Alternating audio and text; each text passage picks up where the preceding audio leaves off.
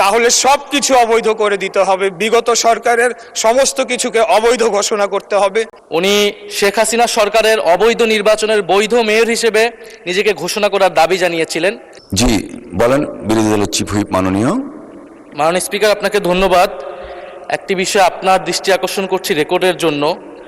আমাদের মাননীয় প্রতিমন্ত্রী জনাব মীর শাহ আলম ওনার আগের বক্তব্য দিতে গিয়ে আমার সম্পর্কে একটি তথ্য দিয়েছিলেন, যেই তথ্যটি অসত্য। মাননীয় স্পিকার, উনি ওনার বক্তব্যে বলেছিলেন যে আমাদের মাননীয় একজন সংসদ সদস্য ইশরাক হোসেন উনি একটি দাবিতে আন্দোলন চালিয়েছিলেন গত অন্তর্বর্তী সরকারের সময়।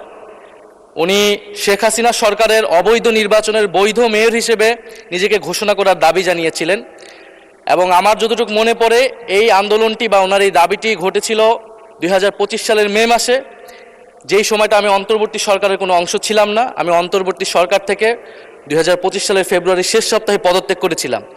ফলে ওনার এই অসত্য তথ্যটিকে সংশোধন করার অনুরোধ রইল মাননীয় স্পিকার। এই জন্য আপনার দৃষ্টি আকর্ষণ করছি, এটা খুব বেশি দিন আগের ঘটনা নয়।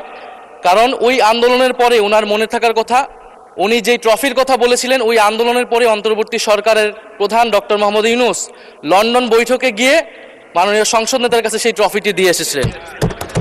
জি মাননীয় প্রতিমন্ত্রী ইশরাক হোসেন।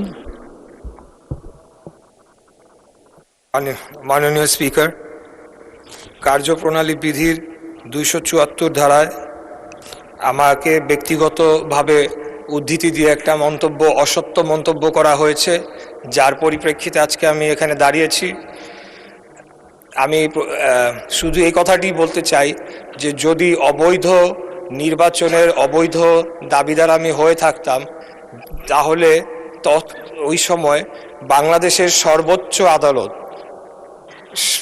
সুপ্রিম কোর্টের আপিলেট ডিভিশনের 7 জন বিচারপতির বেঞ্চে আমার রায়টিকে বহাল রাখা হয়েছিল, যেই আদালতের রেফারেন্সের উপরে ভিত্তি করে বিগত অন্তর্বর্তীকালীন সরকার শপথ গ্রহণ করেছিল। সেই সরকারে আমাদের মাননীয় আজকে যিনি সংসদ সদস্য মন্তব্য করেছেন, তিনিও শপথ নিয়েছিলেন।